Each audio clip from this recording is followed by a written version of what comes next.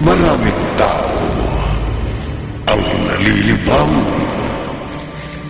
at naaaliw sa pag-aalaga ng iba't ibang uri ng kakaibang halaman.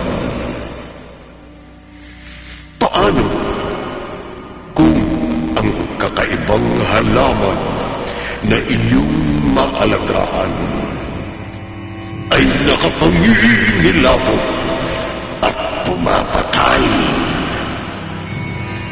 Narito ang unang bahagi ng makapangilisang balahibong kwentong Tampok sa Linggong Ito na pinamagatang Halamang Pumapatay. Sa isa na naman Gabi ng Lagi.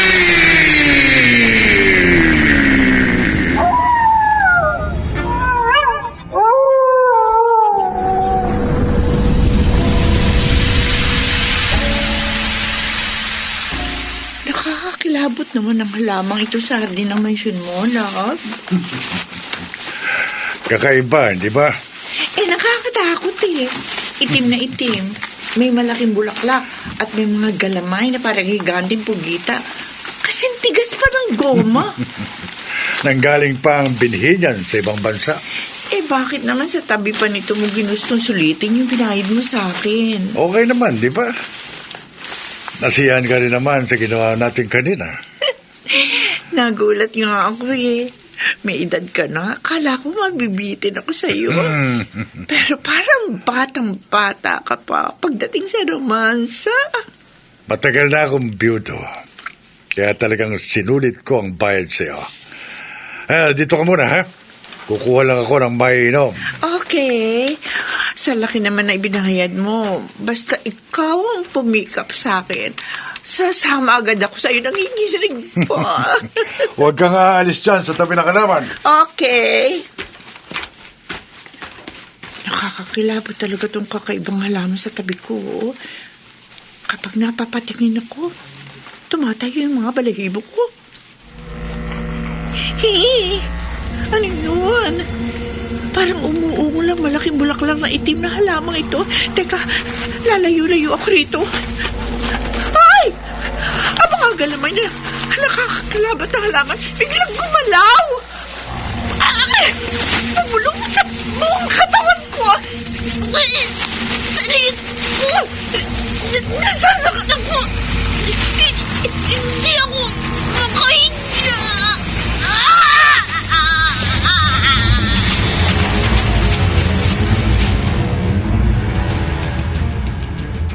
Ano? Nawawala ang kasama mong pick-up girl? Opo, Chief. Kaya nga nagpunta na ako dito sa presinto. Hindi ako ang hepe rito. Sarhento lang ako. Sarhento Melgar. Sarhento, nag-aalala po ako sa kasama ko. Kagabi lang magkasama kami nung may pumikap sa kanya. Tapos hindi na siya nakabalik. Lumipas sa magdamag at maghapon. Hindi na siya nagparamdam sa akin. Samantalang dati nagte-text at nagtatawagan kami pagkatapos ng trabaho namin. Ngayon di ko na siya makontak. Hindi na rin sumasagot sa mga chat ko. Sino ang pumikap sa kasama mo? Isa pang matandang lalaki.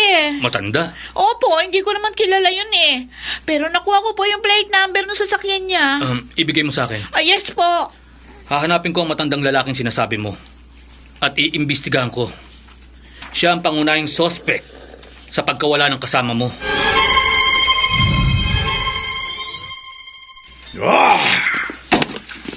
Don Elpidio, relax lang po kayo. Hindi kita pinapasok dito sa bakuran ko para pagbintangan ako, Sargento Melgar. Hindi ko po kayo pinagbibintangan. Sinabi mong may kinalaman ako sa pagkawala ng isang pick-up girl. Nagtatanong lang po ako kung may kinalaman kayo sa pagkawala ng babae. Dahil kayo ang na-trace kung may-ari ng sasakyang pumikap sa kanya kamakalawan ng gabi. Wala akong nalalaman sa sinasabi mong nawawalang babae. Umalis ka na. Don Elpidio. Lumayas ka na! Kung ayaw mong magkagulo tayo, layas!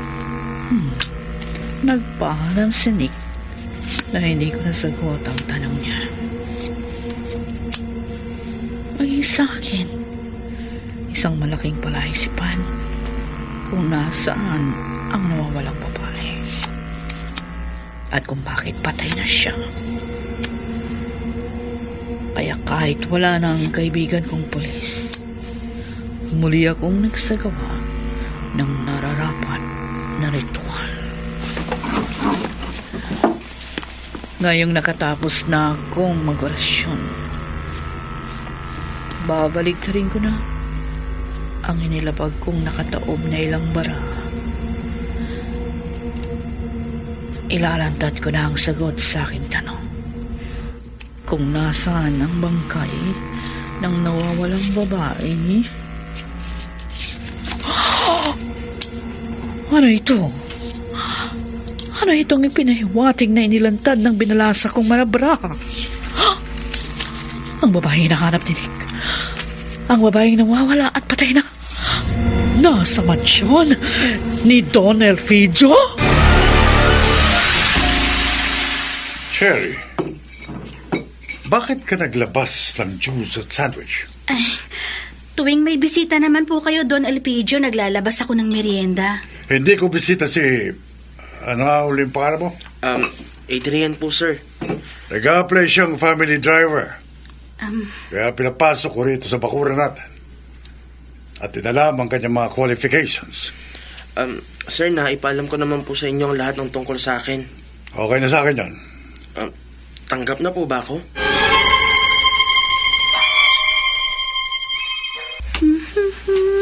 Cherry, Huwag kang masyadong lumapit sa akin habang nagpupunas ako rito sa sala.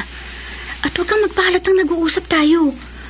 Baka makahalata si Don Elpidio na may relasyon tayo. abala siya sa pag-aasikaso sa halaman niya sa hardin. Madalas nga niyang parang kinakausap ang paborito niyang halaman eh. Nagaling pa raw sa abroad. Paborito pala niya yung itim na halaman na nakakakilabot ang itsura. Oo. Takang-taka nga ako sa halamang yun. Bigla na lang umusbong doon at mabilis ang paglaki. Parang ilang buwan lang halos kasing laki na ng dramang katawan at ang laki ng bulaklak na parang goma. Ganon yata talaga ang mga halamang galing sa ibang bansa eh. Adrian! Ay, tawag ka na dun, Elpidio. Sige na, baka may iuutos sa'yo. Oy, sige na. Lalapit ako sa kanya. Bilisan mo. Oo na.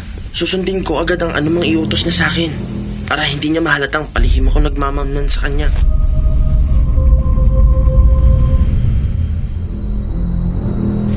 Adrian! Piligin mong mabuting itim lang lamang ito, ha? Opo, Don Elpidio. Maraming trabaho si Cherry. Kaya pag narito tayo sa mansyon, ikaw na ang mag-aasikaso sa halamang yan tuwing umaga.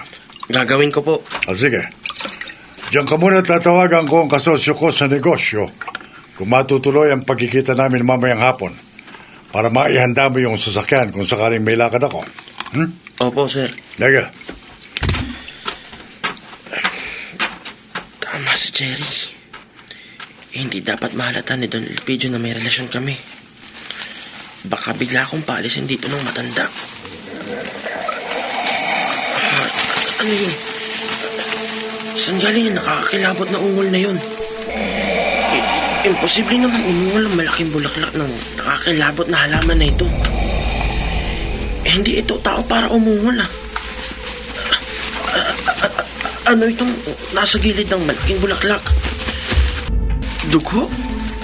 May bahid ng natuyong dugo sa bulaklak na nakakakilabot na halaman. Nick, mabuti nakaparito ka kaagad sa amin. Nagkataong wala akong gaanong inaasikaso sa presinto nang tawagan mo ako, Judy. Ano ba yung mahalagang bagay na gusto mong pag-usapan natin? Tungkol sa kaso na hawak mo. Sa nawawalang pick-up girl? Oo. Sinabi ko na sa iyong patay na siya. Hindi ka kaya nagkamali? Hindi sumasablay ang pahiwatig ng mga baraha ko. Kaya naniniwala ako totoo yung nabasa ko kanina matapos ako magsagawa ng ritual. Judy, anong... Alam ko kung nasa ang bangkay ng nawawalang babae. Nasa mansyon ng matandang lalaking pangunahing suspek sa kaso. Si Don Elpidio? Oo. Ayon pa rin sa pahiwatig ng mga baraha ko, may alam siya sa bangkay na nasa kanyang mansyon.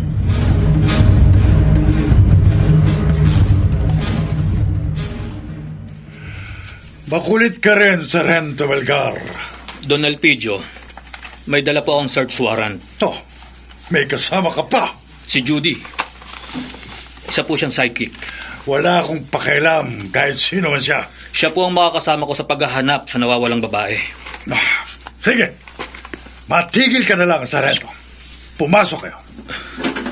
Salamat po, Don Elpidio. Judy, Magsimula na tayong maghanap, Nick. okay.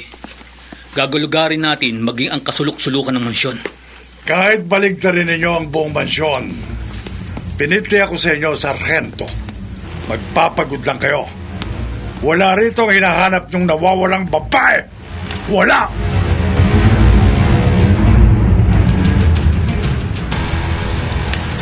Inayagan ni Don Elpidio ang pulis at kasama nito na maghanap sa loob ng mansyon. Pero nakabuntot naman siya sa dalawa na naniningkit ang mga mata sa galit. Oh. Paglabas ko ng mansyon, hindi ko na malayo na palapit pala ako rito sa nakakakilabot na halaman. Ay, Diyos ko. Nanayo na naman tuloy ang mga balahibo ko. Lalayo na ako rito. Nakakakilabot na halaman. Gumagalaw ang mga galamay. Gumagalaw! Malapit sa akin!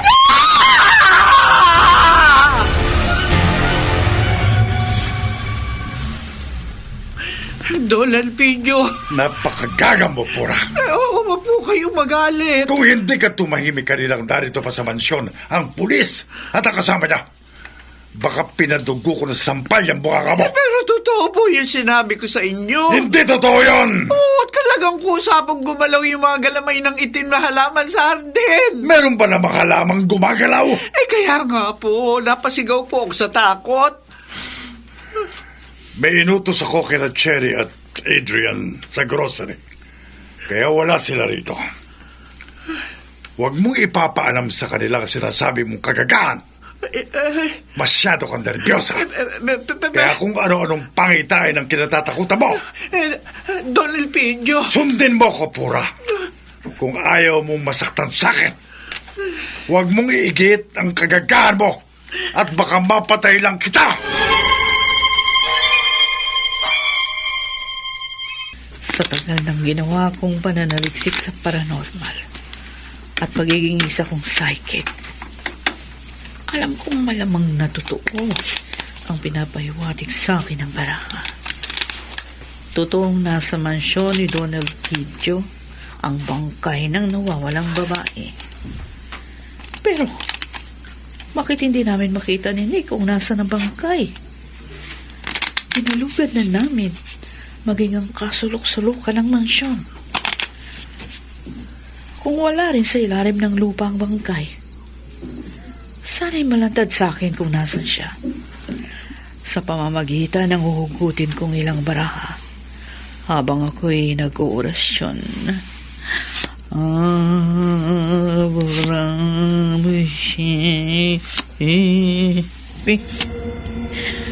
Ilalantad ko ng nakataob ng mga baraha. Ano itong pinahiwatig ng ilang baraha? Ang bangkay ng nawawalang babae. Nasa hardin ng mansyon. Nasa loob ng isang halaman.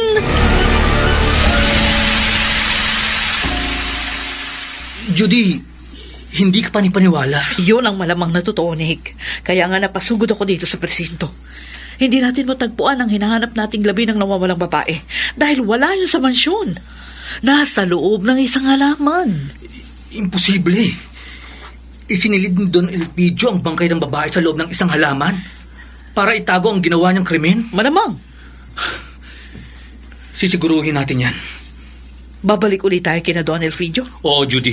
Pero matapos tayong maghanap sa kanyang mansyon, sinabi niya, huwag na tayong babalik doon. Hahanapin natin ang halaman na maaaring kinalalagyan ng bangkay ng nawawalang babae. Pumayag kaya si Don Elpidio? Gagawin ko ang dapat kong gawin sa kasong hawak ko. Hahanapin ko ang bangkay na nawawalang babae. Pumayag man o hindi si Don Elpidio.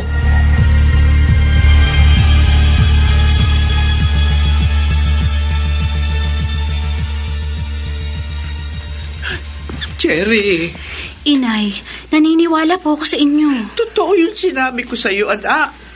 Naku, totoo nakita kong gumalaw yung nakakakilabot na itim na halaman sa hardin. Ang kanyang mga galamay. Ang katawan ng halaman. Bulaklak. Hindi po kayo matatakot ng ganyan kung hindi totoong sinasabi nyo. Ayaw ipaalam ni Don Elpidio kahit kanino yung nalalaman ko. Pero hindi mawala yung takot ko. Kaya nga sinikreto kita. Inay, Anak, magsusumbong ako sa mga pulis. kahit pinagbawalan kayo ni Don Elpidio na magsumbong kahit kanino, Oo, may kumilos po sa labas ng servants' quarter.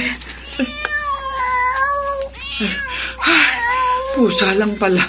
Inay, gawin niyo pong inaakala niyong dapat. Talaga magsusumbong ako sa mga pulis, anak. Kaysa naman mamatay ako sa takot.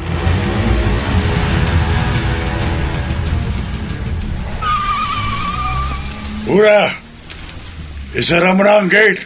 Opo, Don Elpidio.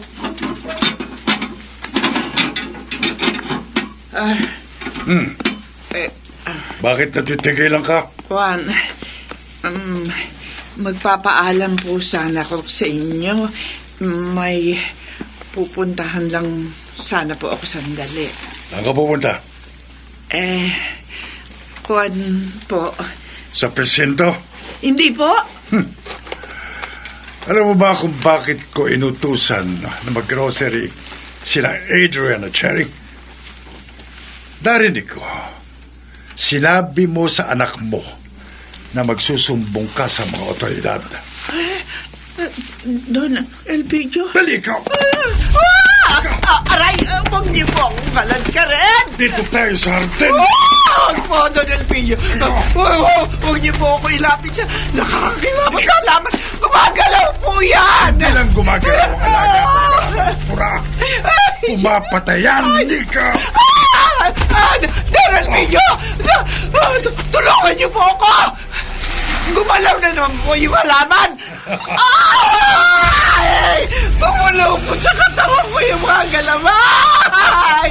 At sinusubo ako sa bubukang malaki bulaklak! Mga bulaklak na sakit ay may mga mahahaba at tutuloy sa bakit! Don Elpidio, parang awan nyo na! Talagang isusubo ka ng halaman ko, pura. Lalamunin ka ng buong buo ng aking halamang halimaw. Don Elpidio!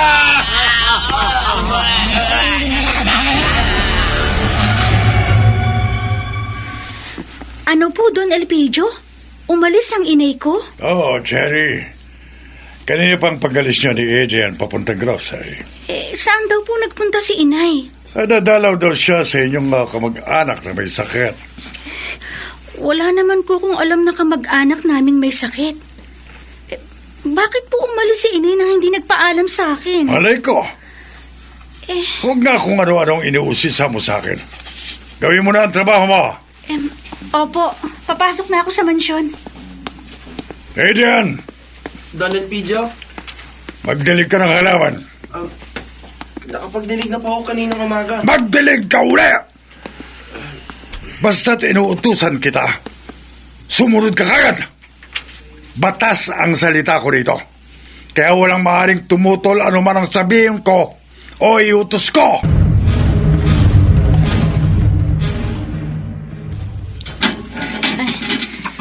Pasok po kayo, Sargento Melgar. Salamat. Kilala ko na po kayo kaya pinagbuksan ko kayo ng gate kahit wala po rito ang amo ko. Ay, hindi naman kami magtatagal. Dediretso na kami sa hardin. Sige po, mamaya lang po baka narito na si Don Elpidio. Kasi malapit lang po yung pinuntahan nila ng driver niya. Nick, Okay. ngayon natin malalaman yung pinapahiwatig sa akin ng mga baraha. Anong laman ng botelyang yan, Judy? Holy water. benditadong tubig? Oo. Malalaman natin ngayon kung kampo ng dilim ang nakakakilabot na halaman dito sa Hearthill. Paano? Sasabuyan ko ng benditadong tubig ang malaking bulaklak na itim na halaman.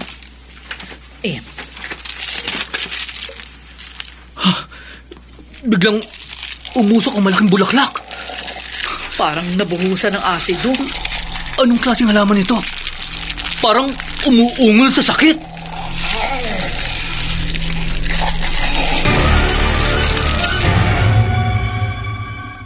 Napakagaga mo, Cherry! Wala. Pito, huwag niyo saktan si Cherry. Huwag mo iharang sa kanyang katawan mo, Adrian. Ay, kawawa naman po siya. Napakagaga niya. Paigpit kong bilin sa kanya na huwag basta magpapapasok ng ibang tao rito sa mansyon. Sukat pinapasok niya yung pulis at yung kasama niya. Sorry po. Kung hindi tayo nakauwi agad, baka tuluyang sinira ng mga hayop na yun ang paborito kong halaman na parang nagkaroon ng sunog sa katawan. Don Elpidio, nakaalis na po yung polis at yung kasama niya. Kung hindi sila lumayas agad ng ipagtabuyan ko, magkakagulo kami. Don Elpidio. Pasalamat ka, Cherry. Narito si Adrian. Kung walang aawat sa akin, baka mapatay kita.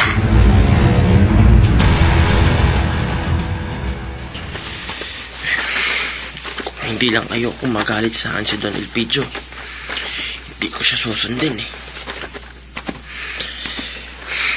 Nakapagdiling na ako kanina ng mga halaman, kaninang umaga at hapon. Ngayon ba naman pati gabi inutusan na naman niya ako magdilig. At ang paborito niyang halaman ang hitim na halaman biglang gumalaw. Pumupulupot sa katawan kong mga galamay. Hindi ako makawala sa mga galamay. Nakapangingilabot na halaman na parang halimon na umuungol. At parang may sariling isip na isinusubo ako. Isinusubo ako sa malaking bulaklak na may mga pangil.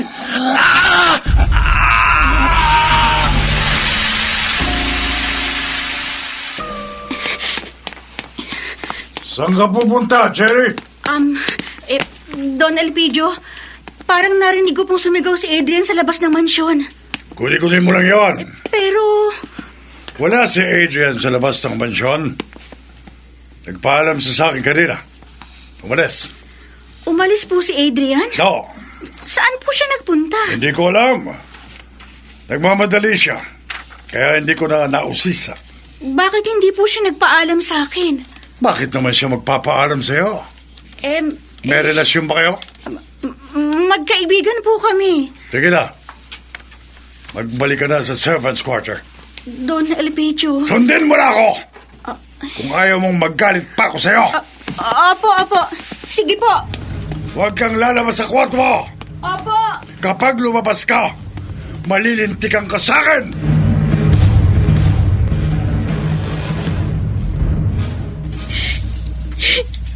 Sargento Melgar.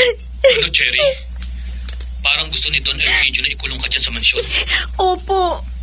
Gusto po niyang magkulong na lang ako rito sa servant's quarter. Kaya tumawag po ako sa inyo. Mabuti pala naisipan kong ibigay sa iyo ang cellphone number ko. Hindi ko po alam ang gagawin ko. Huwag kang matakot.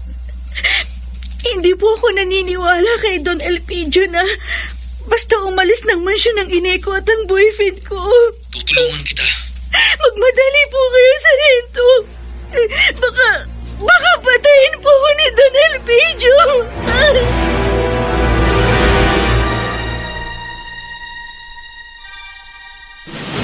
Halatang halata. May tinatago si Don Elpidio sa amin ni Nick. Kita ko sa naging reaksyon at sa mga sinabi niya. Sargento Melgar, wala kayong karapatan ng kasama mo na basta pumasok sa bakuran ko. Lalo pa at manira ng aking halaman. Kapag hindi kayo lumayas, magkakamatay Maghiwalayan tayo. Balak siyang balikan ni Nick. Pero bago mangyari yan, aalamin ko muna kung totoo ang masamang hinala ko sa nakakapangilabot na halaman. Nakapagsagawa na ako ng nararapat na ritual. Uhugot na ako ng ilang baraha. Ngayon, malalaman ko kung anong uri ng halaman ang inaalagaan ni Don Elpidio. Ano itong pinapahiwatig sa akin ng mga baraha? Ang nakakapangilabot na halaman sa hardin ni Don Elpidio. Hindi ordinaryong halaman. Nanggaling yun sa impyerno. Hello, Nick. Judy, bukas babalik kami sa mansyon ni Don Elpidio. Kung babalik ka doon, magsama ka ng ibang kabaro mo. Kung kailangan, pwersahan namin bubuksan ang iniingatang halaman ni Don Elpidio para malaman namin kung may nakatagong ang bangkay doon. Mag-iingat kayo para hindi manganib ang buhay nyo. Oo, i-rescue rin namin si Cherry na parang ikinulong na raw ng kanyang amo sa mansyon. Kaya kita tinawagan, Nick. Lubhang mapanganib ang iniingatang halaman ni Don Elpidio na nagmula sa impyerno. Halamang nagmula sa impyerno? Oo, may kapangyarihan ang halaman na yun na gumalaw at magsabog ng lagim. Pumapatay ng tao. Paano mo? Ginawa ko ng lahat ng ritual. Paulit-ulit ako nagbalasa ng mga baraha ko. Kaya natuklasan ko ng buong katotohanan. Judy! May taning ng buhay ni Don Elpidio. Nakipagkasundo siya sa mga demonyo, kaya hindi siya tuluyang namatay sa malubha niyang sakit.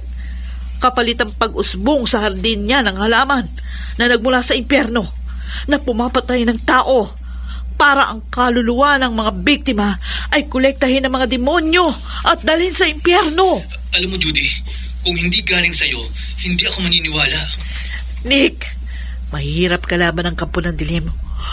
Kung ako sa'yo, bago ka magbalik ng mansyon ni Don Elpidio, lumapit muna tayo sa alagad ng simbahan. Sa pare? Oo. Kailangan natin ng tulong ng simbahan laban sa halamang pumapatay.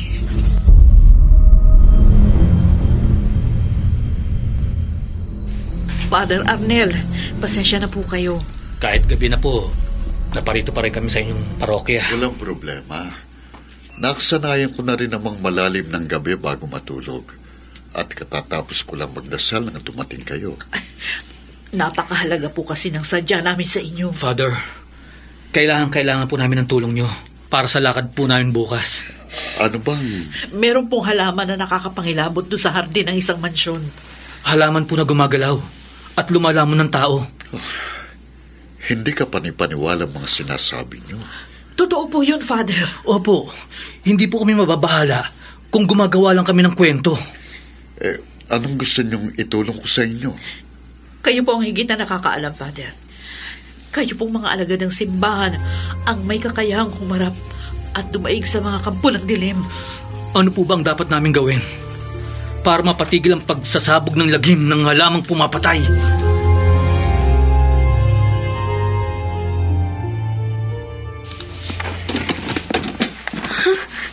Don Elpidio, Ako nga, Cherry. paano po kayo nakapasok sa kwarto? Meron akong duplikadong susi sa 7th quarter. Bakit po kayo pumasok dito? Kailangan kita. Huwag niyo akong hawakan. Huwag kang papalag. Matagal na ako nagpapantasya sa'yo. Parang ama ko na po kayo. Matanda na ako, Cherry. Pero bata pa ako pagdating sa gusto kong gawin sa'yo. Huwag po. Ayoko po. Walang magagawa ang pagtutol mo, Cherry. Huwag kang mag-iiskandalo kung ayaw mong patayin kita. Mawabuhay sa akin. Sa ayaw at sa gusto mo, aangkinin ko ang katawan mo. Magdamag kitang aangkinin. Ha?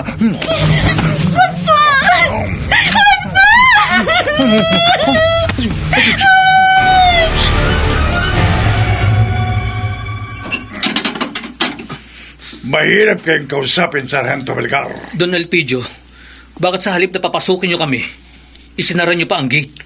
Itinrangkan niyo pa. Para siguradong hindi kayo makakapasok sa bakuran ko. Magsasagawa lang naman ho kami ng pagdarasal sa hardin nyo. Kaya may kasama ho kaming pare. Hindi po kami magtatagal. Hindi maaari! Don Elpidio, may dala po kaming search warrant. Kahit anong sabihin nyo, hindi ko kayo patutuntungin sa bakura ko. Huwag niyong ikulong sa mansyon niyo ang kasambahay niyo. Wala akong alam sa sinasabi mo. Labag sa batas ang ginagawa niyo. Lumayas kayo! Nick, may baril. Don Elpidio, ibaba niyo ang baril na yan. Lisensyado ito, Sargento Belgar. Kapag nagpilit kayong pumasok, ipuputok ko ito sa inyo. Magkakamatayan tayo!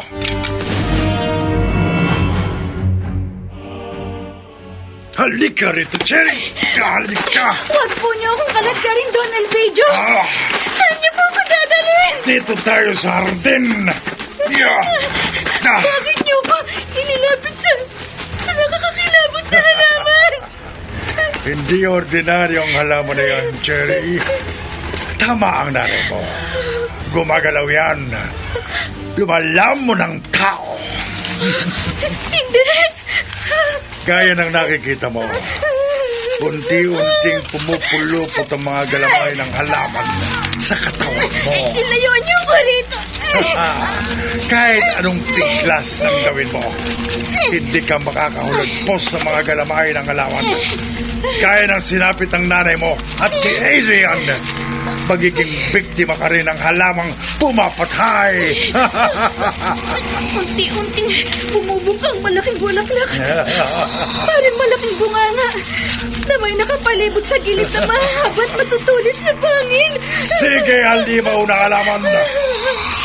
Isubo mo na ang katawan ni Cherry sa iyong bulaklak. Lamunin mo na siya ng buong buo. Patayin mo na ang iyong biktima.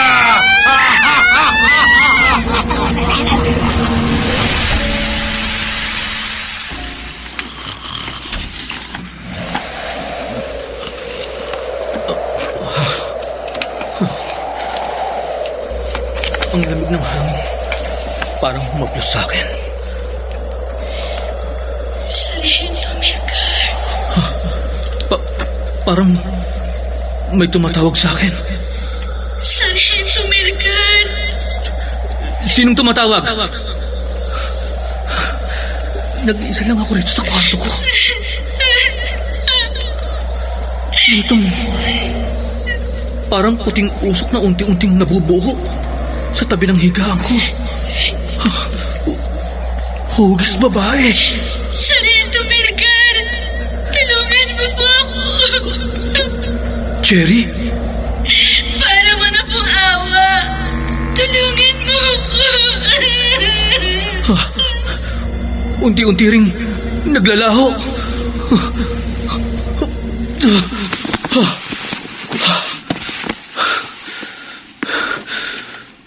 Bakit nagparamdam sa akin si Cherry? Anong ibig sabihin ng pangitaing yun? Nick, patay na si Cherry. Judy? Matapos mo akong tawagan at ipaalam sa akin yung naging pangitain mo kay Cherry, nagsagawa agad ako ng nararapat na ritual. At malinaw ang pinahiwatig sa akin ng aking binalasang mga baraha. Wala nang buhay ang kasambahay ni Don Elpidio. Naniniwala ako sa'yo.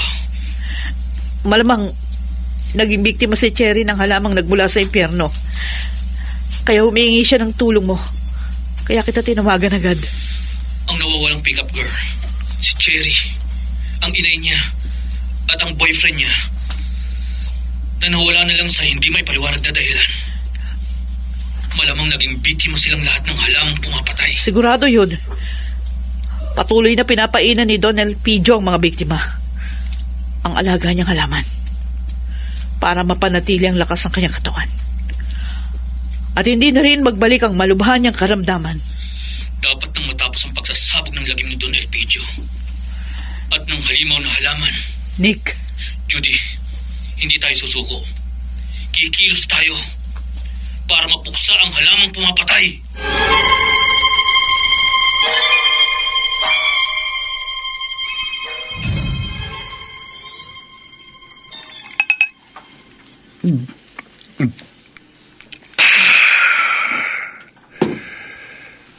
Marami nang naging biktima ang alaga kong halaman. Habang lumalamon siya ng tao, patuloy ang kanyang paglaki.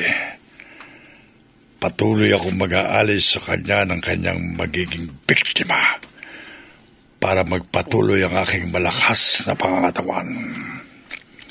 At hindi na magbalik ang malubhang sakit ko, gaya ng kasunduan namin ng mga demonyo sa impyerno, na tinawagan ko noong hirap na hirap ako sa sakit ko.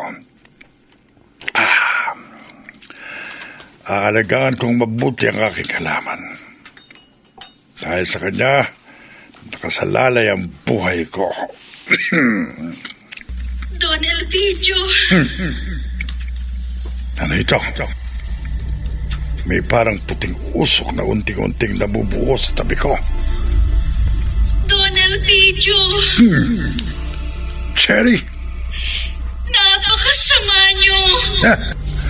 Kung inakala mong matatakot mo ko sa pagbabalik mo, nagkakamali ka. Kapag hindi ka lumayas, ipapain uli kita sa alaga kong halaman. Kahit ang kaluluwa mo, ipalalamong ko sa halamang pumapatay.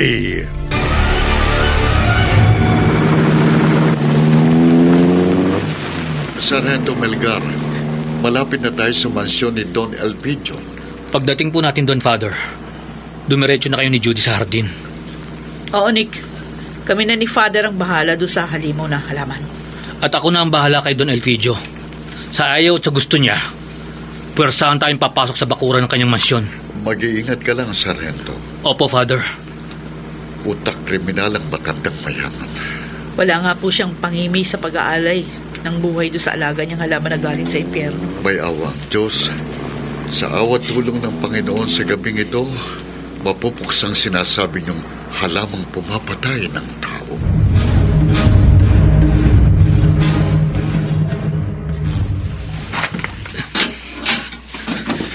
Judy, Father, pumasok na kayo. Sargento. Nick, mabuti nakaakyat ka kaagad sa pader. Nabuksan mo yung maliit na gate ditong mansyon. Gawin niyo na ni Father ang dapat niyong gawin. Oo, Sargento. Didiretso na kami sa hardin. Tena, Judy. Nick, mag-iingat ka. Oo. Kailangan maging alisto ako at handa. Baka magising si Don Elpidio. Sargento Melgar! Namulayan na nga niya ang pagpasok namin dito sa bakuran ng kanyang mansyon. May hawak siyang baril. Maganda sila ng bala!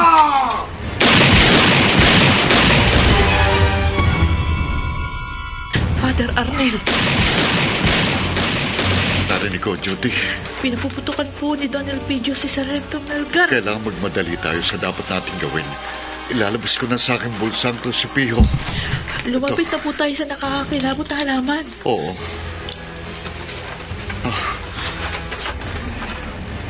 Gumagalaw ang galamay ng itim na halaman.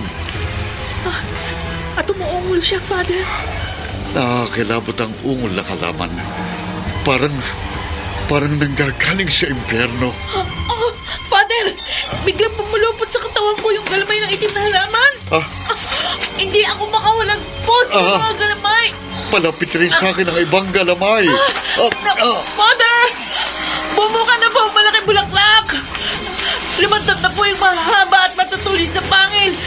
Sa tila malaking bunga ng halaman. Isusubo na po ako ng mga galamay sa malaking bulaklak. Lalamunin na po ako ng halaman po. Bago ka maisubo ng malaking bulaklak, ihagis ko sa loob ng bungangan ng krusipiho. Biglang pumusok ang bungangan ng malaking bulaklak. Ay, salamat. Nabitiwan ako ng mga galamay na halaman. Judy, tingnan mo ang halaman. Habang lalong umuusok, nakakakilabot na halaman at bulaklak. Unti-unting naaagnas. Parang kandilang nalulusaw. Nalulusaw ang halamang nagmula sa impyerno!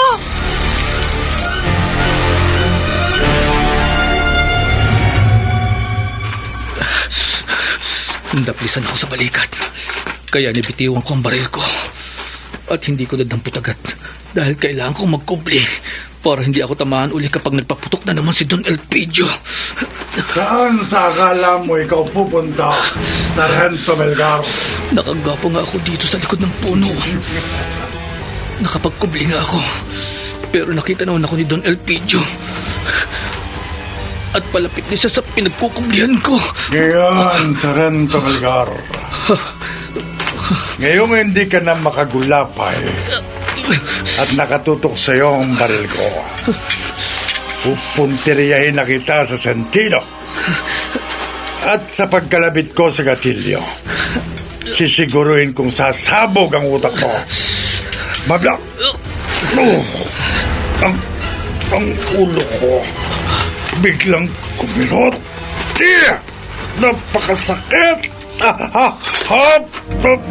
Sa sobrang sakit, nabitiwan ko ang baril ko at mabubula ko. Bakit naramdaman ko na naman ang ganito? Bakit nagbalik ang malubhang sakit ko? Kaya na dati, parang tatabog ang ulo ko sa sakit.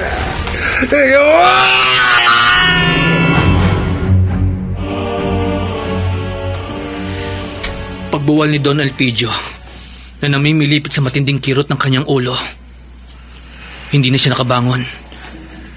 Nangisay na siya hanggang sa tuluyan nang nalagutan ng hininga. Kasunod ng pagkalusaw ng nakapangingilabot na halaman. Ang pagkalusaw ng halamang nagmula sa impyerno ang naging mitya ng kamatayan ni Don Elpidio. Magpasalamat tayo sa Diyos. Opo, Father. Magpasalamat po tayo sa Diyos. Natapos ng pagkakalat ng lagim ng halamang pumapatay.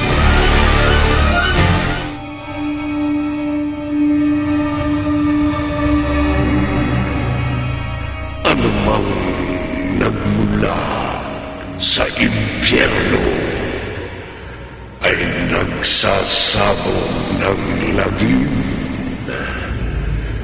Subalit, gaano man kabagsik ang kapangyarihan ng kampong ng dilim,